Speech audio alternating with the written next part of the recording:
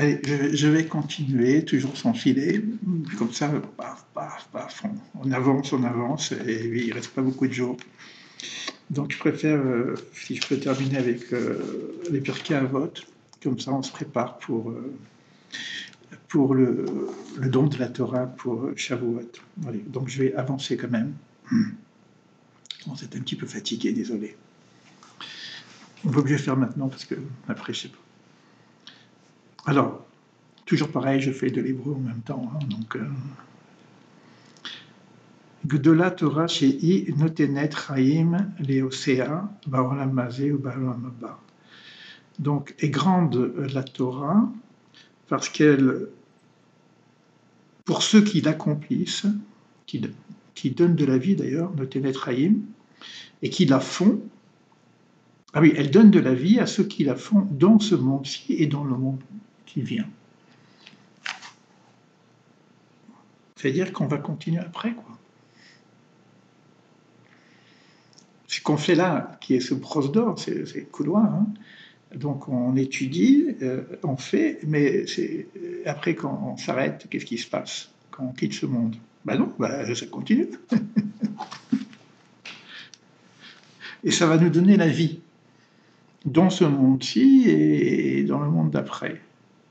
C'est-à-dire qu'on va être vivant de notre vivant et encore vivant de notre départ. Donc on a une vie allongée dans ce monde-ci et dans le monde qui vient. Ki Chaim aime les motzrehem, car c'est une vie pour ceux qui la trouvent. Ben, il faut la trouver déjà. Bechol besaro marpe, et Bechol besaro, elle soigne notre corps, notre chair.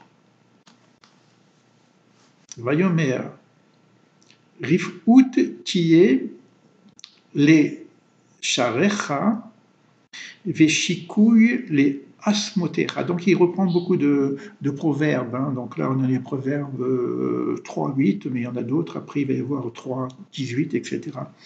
Donc, et là il nous dit que c'est une guérison pour ta chair, besarecha, on peut dire pour ton corps, veshikouy, une sève, les hasmotecha, pour tes os. Rappelez-vous, on a parlé de la sève de l'arbre. La sève qui est à l'intérieur de l'écorce et qui fait que ça vit, quoi. Que les arbres vivent, l'arbre de vie. Et j'en ai parlé de ça dans une Mishnah. Donc là, ce n'est pas une Mishnah, c'est un cours qu'on a partagé pour dire qu'il y a quelque part une sève identique dans l'ensemble des arbres, quoi. Bon, même si c'est un peu différent, mais bon, le principe est le même pour la vie. Et les asmotecha, les os, j'aime bien aussi le mot etsem. Etsem, c'est ton essence, l'essence de toi-même. Donc une sève pour ton essence. Vayomer, comme c'est dit, donc là on reprend Michelet, encore, c'est les proverbes. Esraim in machazikimba. C'est un arbre de vie, voyez, on retrouve l'arbre de vie. Machazikimba pour celui qui se renforce d'elle. Finalement, la Torah, c'est un arbre de vie. C'est ça, finalement, on étudie l'arbre de vie depuis un certain temps, mais finalement, ça vient d'où cette histoire de l'arbre de vie? C'est la Torah. Donc, tu pourrais qu'il y ait un arbre de vie pour celui qui se renforce d'elle. Vetomchea meuchar. Et celui qui s'y attache, il a le bonheur. Meuchar. On parle du vrai bonheur, hein, on parle du pas. C'est pas les petits oiseaux. Bon, c'est beau, moi j'adore les oiseaux parce que je me suis amusé à mettre dans mon balcon de quoi nourrir les oiseaux. Mais je veux dire, bon, c'est pas, c'est le vrai bonheur, quoi. C'est Vayomer qui Liviatren aime les rochecha, car c'est comme un diadème de reine de grâce. Un diadème de grâce sur ta tête. Ve'anikim des gargerotecha, et un collier dans ton cou. Pour les colliers, il faut des perles. Hein. Donc c'est pour ça qu'on ramasse des perles. Veomer, Titen, les Rochecha, donc il reprend encore un verset de Michelet, l'un des prophètes, qui redit la même chose, il confirme Katim, Liviatren, donc un diadème de gracieux, hein, de grâce reine, Ateret, une couronne Tiferet Temagnecha. Tu t'orneras d'une couronne Tiferet. Vous connaissez Tiferet, hein, on a vu ça ensemble. Hein, la séphira Tiferet qui est au cœur. Bon, c'est la beauté aussi, bon, c'est l'harmonie, on va dire l'harmonie plutôt. Une couronne harmonieuse, parce qu'elle a réussi à faire l'équilibre de la balance et qu'elle a réussi. Donc, vous voyez qu'on revoit quand même des choses. Bon, c'est un peu caché, hein, mais il faut prendre ça dans le détail. Moi, je fais que de la traduction là. Vayomer qui vit Yerbu Yemecha, parce que avec elle, tu vas augmenter tes jours. Yosifu Lecha Shenotraim, et on va rajouter à toi des années de vie. Vayomer Orer Yamim, on allonge tes jours. Biminecha, Beyamina.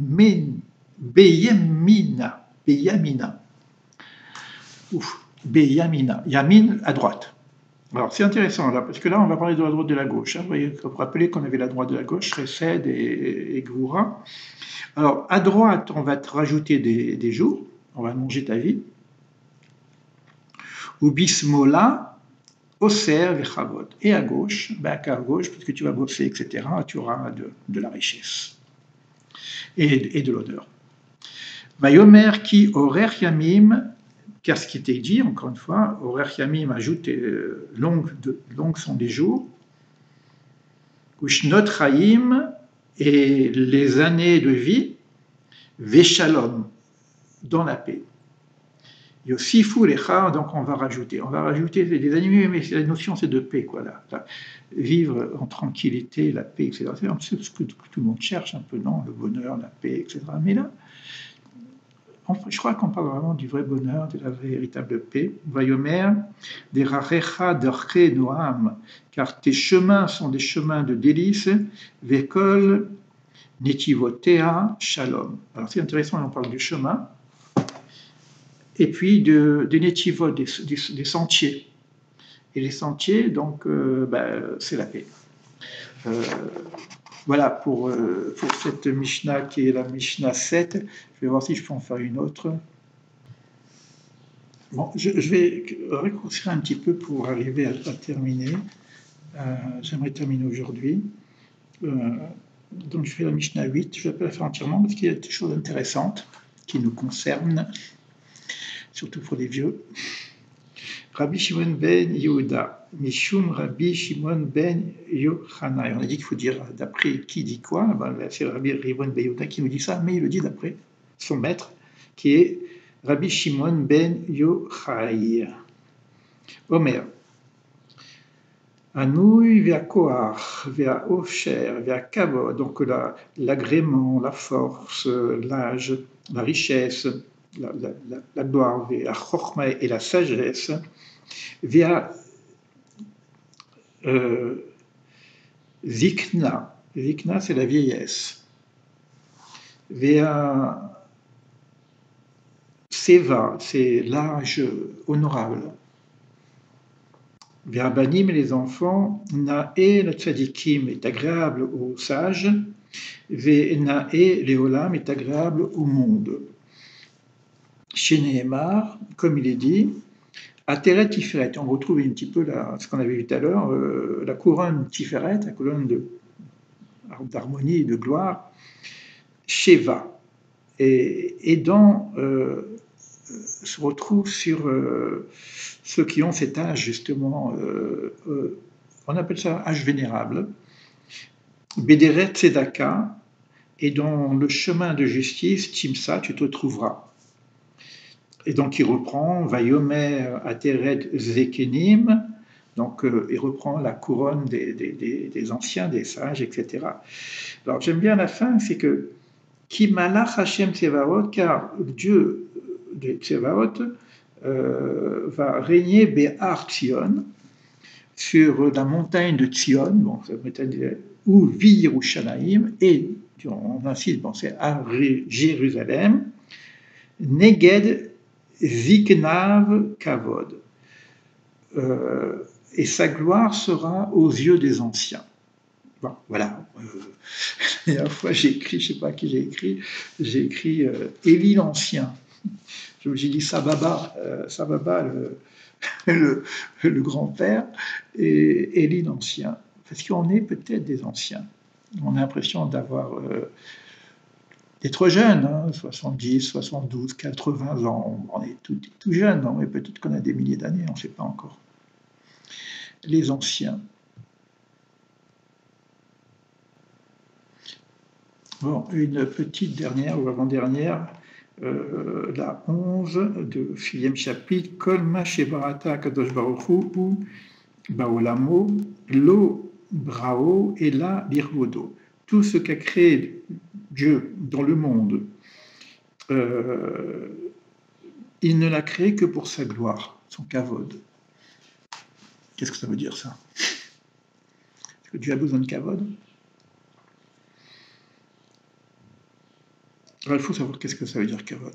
Alors, moi, je revois que lorsque Moïse est en face à face avec Dieu, il dit « Montre-moi ton kavod ». Donc, il ne voit pas. Évidemment, il y a la grandeur, bon, il est avec le divin, quoi. Alors, quand il dit « Montre-moi ton kavod », qu'est-ce qu'il veut? Alors là, ça nous donne un enseignement quand même assez puissant. Donc, je ne vais pas rentrer trop dans le détail parce que je vous ramène à la leçon de logothérapie, de l'école du sens, etc. Le kavod, c'est justement que Dieu crée le monde avec bien et mal. Donc, on est dans la dualité, avec la souffrance, etc. Et qu'est-ce que veut comprendre Moïse? Veut comprendre le kavod, c'est-à-dire la gloire divine, c'est-à-dire que malgré les souffrances, malgré le mal, malgré tout ça, tout est pour le bien. C'est-à-dire ce qu'on appelle l'unicité de toutes choses. Donc c'est de ça qu'on parle. C'est-à-dire que arriver à voir que dans toute chose il y a le kavod, c'est-à-dire que si c'est kavod, c'est l'honneur. Donc il n'y a pas un mal et un bien, on est dans l'unicité. Donc ce que demande Dieu, Moïse à Dieu, c'est de voir l'unicité dans toute chose, parce qu'il est en train de voir la souffrance. Il est face à la souffrance du juste, parce qu'il a vu par la vision la souffrance de Rabbi Akiva et il ne comprenait pas pourquoi. C'est ça le mérite des sages, etc. Voilà. Et Dieu lui répond, je fais du bien à qui je veux faire du bien. Donc on est bien dans cette notion-là, donc on voit un truc terrible, elle dit non, moi je fais du bien à qui je veux faire du bien. Donc c'est de ça qu'on parle, etc. dans la notion. Vayomer Hashem imloch leolam vael, et l'Éternel régnera à jamais. Donc quand on parle Hashem, Yudke Vaske, on est bien ici dans cette question de Kavod, parce que quand Yud Shema Israël, Hashem, écoute Israël, Dieu notre Dieu est un, on l'a déjà fait plusieurs fois, mais c'est la notion d'Hashem, Yudke Vaske, qui représente donc l'unicité, le un Echad à la fin. Bon, et on va terminer par ce qui se dit en général à la fin de toutes les Mishnayot, d'ailleurs c'est la fin, c'est fini, on a fini le livre. Rabbi Hanania ben Akashia Omer. Donc c'est ce qu'on dit à chaque fois d'ailleurs, et après on fait un kaddish, parce qu'on a fait une étude, là, si on était 10, on se lèverait, on ferait Idkada, Shemeraba, grand et Dieu, etc. Bon. Alors, qu'est-ce qu'il dit? Ratsa Kadosh Baruch Hu, l'Iskor et Israël, Dieu a voulu donner du mérite à Israël, les Fichach, et c'est pour cela, Irbala em Torah to Mitzvot. Et c'est pour ça qu'il leur a ajouté de la Torah, c'est-à-dire de l'étude de la Torah, une nécessité d'étudier la Torah et de faire les Mitzvot. Chez Nehemar, comme il est dit, Chafet leman tzidko, viagdil torad ve'adir. Et là on fait etc. Donc, que Dieu est grand, etc. Donc, il a voulu répondre sa justice, tu vois, Tzidko, et il a agrandi sa Torah, et il a glorifié. Voilà, on a fini. Vous pouvez faire le Kaddish si vous êtes 10. Et sinon, je crois que regardez Kaddish. et regardez un petit peu la traduction du mot du Kaddish qu'on fait quand on a fait l'étude de Torah, mais qu'on fait aussi en l'honneur des morts. On perd un proche. Et qu'est-ce qu'on fait? On fait une prière, et c'est quoi cette prière? C'est la glorification de Dieu. Inkada veikada shemerava, que ton nom soit grand, enfin, grandisse. Bizarre, quoi, mais bon, ça veut dire qu'il n'y a pas de mort, quoi, tout simplement. Sinon tout ça, ça n'a pas de sens, quoi. Voilà, écoutez, j'ai terminé avec les Mishnayot, et on se retrouve normalement, je ne sais pas quand est-ce que cette Mishnah va apparaître, peut-être que ça apparaîtrait plus tard. Mais là, je fais quand je dis sans filet, c'est-à-dire je la relis pas, je ne fais pas des coupures, des machins, je les mets directement sur le site, sur la chaîne. Et j'espère qu'on aura l'occasion d'avoir d'autres enseignements pour nous accompagner, que ce soit des enseignements dans ce sens-là, hein, puisqu'on a fait l'arbre de vie, le Sioum, là on clôture, on ferme. Il y a encore des webinaires encore ensemble. On a fait l'arbre de vie, vraiment dans tous ses détails, hein, pas mal quand même. Hein. Vous m'avez vu aussi dans tous mes détails, hein, dans tous mes états en tout cas. Et donc la question qui va se poser pour nous, c'est donc d'abord Shavuot, recevoir la Torah, qu'est-ce qui va se passer pour nous? On en parlera mercredi avec l'aide de Dieu pour savoir de quoi il s'agit lorsqu'on parle de Matan Torah, pour nous, à notre niveau. Et puis on verra un petit peu pour la suite. Si vous avez des commentaires, c'est ouvert. Et si vous n'avez rien à dire, dites-le. Hein. C'est une façon de se dire quelque chose. À bientôt. Heureux d'avoir fait ce parcours avec vous, pour les passants, pour les gens qui se sont inscrits à ces ateliers de compagnonnage de soi. Voilà. En tout cas, bon, je peux dire que moi, ça m'a rendu heureux. Moi, c'est tout ce que je peux dire. Malgré certaines difficultés, parce que ça n'a pas été facile, mais ça m'a rendu heureux. À bientôt. Ça marche, hein, ça marche. Croyez-moi, ça marche.